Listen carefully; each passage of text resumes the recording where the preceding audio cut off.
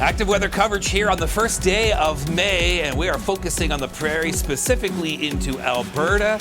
And we had the snowfall really Monday night through Tuesday. This was Calgary. Reports of 5 to 15 centimeters of snow, with the highest amounts in the west end of town. And the thing about May snow is that it tends to, melt pretty quickly, but we get a lot of it. So first question I have, we have Nicole Karkic standing by. She's going to give the forecast of what to expect. But Connor O'Donovan joining us from Calgary. Connor, first question is, it's May 1st. There's a snowfall warning for Calgary in many sections of southwestern Alberta. Are you surprised? You know what? I am a little surprised.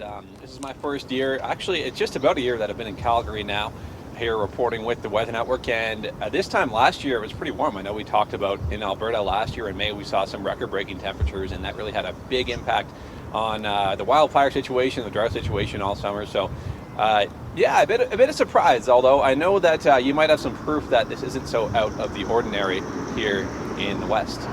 Yeah, I'm not surprised because in Calgary, you can get to some of your biggest snowfalls have occurred and can occur during this time of year. In fact, the biggest one ever was May 6th, 48.4 centimeters of snow in 1981. So, Connor, let's talk about, first of all, the impact, because this snowfall warning isn't for what has happened. There's still more snow to come, but this round one already occurred. What was that like? Let's talk about the type of snow. Was it that dry, fluffy snow, wet snow? Did it have any impact on the roads or power outages, for example?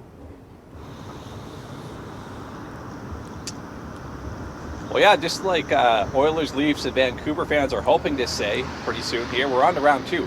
Yeah, yesterday we all woke up here in Calgary to a fresh blanket of white, that thick, heavy white snow. And yeah, sure enough, we saw some power outages here in Calgary. About 3,800 people, and Max, the grid operator here, says we're out of power at some point Tuesday morning. They say most of those outages likely due to tree branches falling off or trees being weighed down and hitting power lines. So it took them a while to sort that out. But as you mentioned, it is all melting pretty quickly. And waking up this morning, things are looking pretty green again. So if you were done your yard work already, when you got some nice weather on the weekend, you might have a bit more. But all in all, things are not too impactful as they have been with previous winter storms this year. All right, thank you very much, Connor. Well, let's shift gears now and get to your forecast. Nicole, what can we expect going forward from here? Well, this wintry welcome to May is still just going to bring some of that heavy, wet snow and impact travel along the QE2 through the evening commute.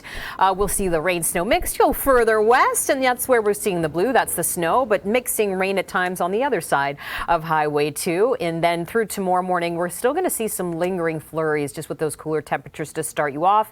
Finally, a clearing trend on our Friday, even some peaks of the sun, too. But the additional snowfall here, about 5 centimeters for Calgary downtown, go further west and at inches up, quite a lot as you get into Banff, where we've already seen some heavy accumulations up and down the foothills. We're getting quite a bit more. So it is an impressive event there. The rain and the mixing happens towards Calgary, and then we extend out to Medicine Hat and Oyen, about 5 to 10 millimeters of rain through Friday. Heavy amounts of rain into southern Saskatchewan and southern Manitoba as we get you through the end of the week. So some tough travel there just because the rain can always slow things down and reduce visibility on roadways. What I can say is the good news part of this wet weather for Alberta and parts of the prairies is our fire danger rating has decreased this week because of that moisture. Now, we're also going to see rain spread into northern Ontario through the Thursday forecast and into places like Montreal, not hitting us in southern Ontario for Toronto, and we'll deal with the wet weather in Newfoundland and the fog and the drizzle through tomorrow.